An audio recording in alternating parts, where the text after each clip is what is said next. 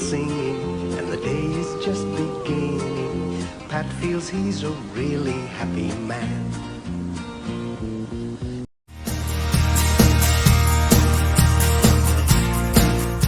तो अगर आप लोग घूम फिर के आ गए तो चलिए एक काम की बात पे आते हैं दोस्तों।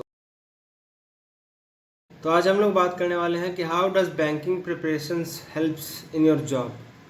हम लोग जो प्रिपेयर करते हैं वो बैंक के काम में कहाँ काम आता है, हम लोग उसी पे डिस्कस करने वाले हैं। तो इसको हम लोग सब्जेक्ट वाइज डिस्कस करेंगे। It's not about the material we study. हम लोग जो मटेरियल फॉलो करते हैं, जो भी चीज़ें उसमें पढ़ते हैं, उससे ज़्यादा मैटर करता है कि किस प्रोसेस के थ्रू हम गुजरते हैं उस प्रिपरेशन में। तो सर्वप्रथम अंग्रेजी की बात करते हैं हम लोग। सबसे पहले बैंकिंग एस्पिरेंट्स के लिए ये समझना ज़रूरी है कि इंग्लिश इज़ अ लैंग्वेज। हम लोग लैंग्वेज पढ़ते हैं इंग्लिश में। कई एस्पिरेंट्स का ऐसा भी होता है कि बैंकिंग का जो इंग्लिश है वो और कॉम्पिटिटिव एग्ज़ाम्स के मुकाबले काफ़ी वास्ट होता है। बैंकिंग का इंग्लिश ऐसा है कि जब तक आप इंग्लिश को अपना थिंकिंग लैंग्वेज नहीं बना लेते तब तक आपके लिए काफ़ी मुश्किल होता। थिंकिंग लैंग्वेज का मतलब आप एक बार सोच के देखना कि जब भी हम लोग कुछ बोलते हैं, बोलने से जस्ट माइक्रो सेकेंड्स पहले हम लोग उस बात को सोचते हैं फिर बोलते हैं। तो अगर मन में हम लोग कुछ भी सोच रहे हैं किसी भी बात के बारे में, तो वो किस लैंग्वेज में सोचते हैं, थिंकिंग लैंग्वेज क्या है उसका। कोई भी कुछ भी होता है आसपास, उसको अपने मन में किस भाषा में बोल रहे हैं, वो लैंग्वेज होना चाहिए इंग्लिश। अगर आप इंग्लिश का प्रिपरेशन कर रहे हैं तो अगर वो सिर्फ इंग्लिश ना हो तो इंग्लिश होना चाहिए, हिंदी इंग्लिश दोनों मिक्स होना चाहिए। या फिर जब आप लोग पढ़ाई करते हैं इंग्लिश का, माइंड में बात अपने मन में भी इंग्लिश में होना चाहिए। इतना प्रिपरेशन आपका इंग्लिश का होना चाहिए। फिर दूसरी बात आती है कि पैसेज का कॉन्सेप्ट ये है कि आप पैसेज बनाते समय उसमें से जो वैल्यूज़ हैं, जो की पॉइंट्स हैं, उनको बाहर निकालते हैं उनमें से।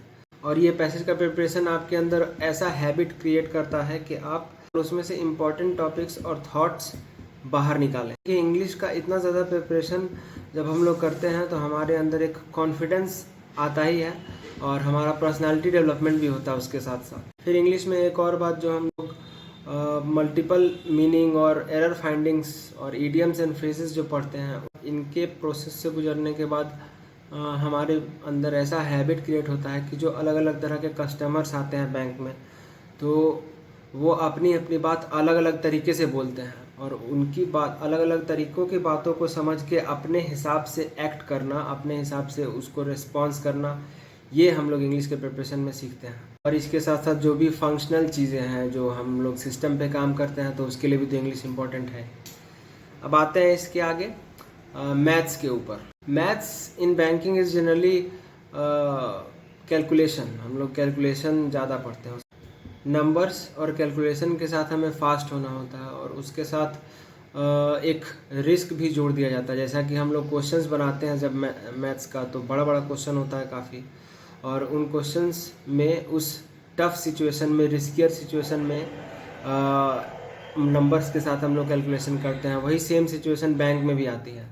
जब हम लोग वहाँ पे कैलकुलेशन करते हैं तो लाइफ में उससे पहले कभी इतना रिस्की मोमेंट पे आके कैलकुलेशन नहीं किया हुआ होता है हम लोगों ने। तो मैथ्स का जो प्रिपरेशन है एग्ज़ाम का, और जो एग्ज़ाम हम लोग देते हैं, वो हमें ये हैबिट डालती है कि हम लोग टफ़र सिचुएशन में भी 100% एक्यूरेट कैसे रहें। इट्स लाइक कि 100 नोट्स का एक पैकेट आपने निकाला, उसमें से 31 नोट्स आपने छांट दिए, 54 नोट्स आपने कस्टमर को दिए और 3 नोट्स उसमें से सॉल्व आ गया। तो अब कितने बचे?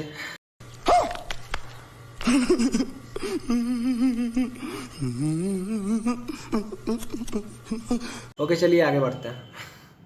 अब आगे बढ़ते हैं, हम लोग रीजनिंग का बात करते हैं।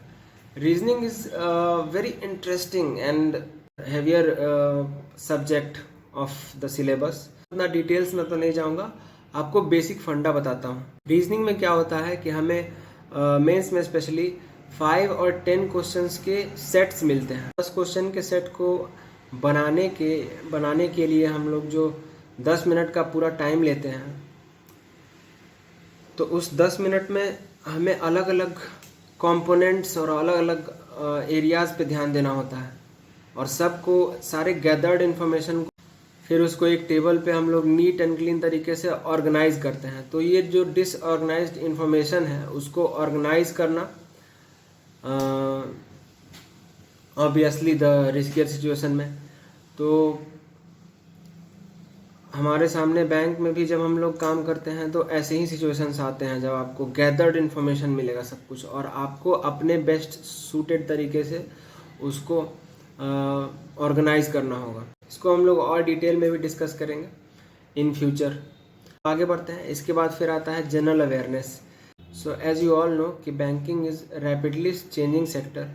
तो इसमें फंक्शंस लगातार बदलते हैं, मेथड्स लगातार वर्किंग के बदलते रहते हैं, और दूसरी बात कि इसमें प्रमोशंस भी काफ़ी फास्ट होते हैं। तो आपको फटाफट से नए नए इन्फॉर्मेशंस को गैदर करना होता है।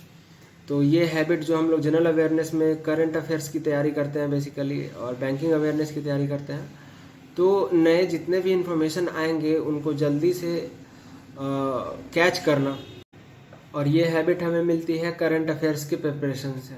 जनरल अवेयरनेस में हम बैंकिंग अवेयरनेस की प्रिपरेशन करते हैं, जो कि ऑब्वियस है कि आप बैंक में अगर जा रहे हैं तो आपको बैंकिंग अवेयरनेस आपके लिए बहुत इम्पोर्टेंट है।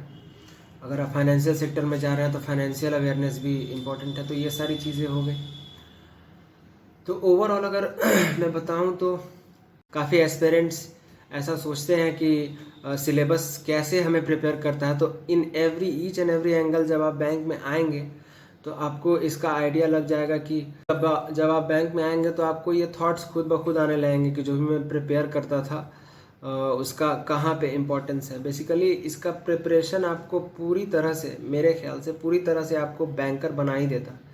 ज्वाइन करने से पहले आपके अंदर एक बेस्ट वर्किंग प्रोफेशन तैयार कर देता है बेसिकल रूप से। फिर आप आते हैं तो उसके बाद आगे की चीज़ें सीखते हैं। तो गाइज ये मेरे इतने दिनों का एक बेसिक एक्सपीरियंस से मैंने ये बातें शेयर की आपको। अब इन फ्यूचर इस टॉपिक के ऊपर कि हर सब्जेक्ट्स में जो हम लोग पढ़ते हैं वो बैंक में कैसे काम आता है, इसका एक सेपरेट वीडियो भी मैं बनाऊंगा जो कि सब्जेक्ट वाइज होगा। ओके।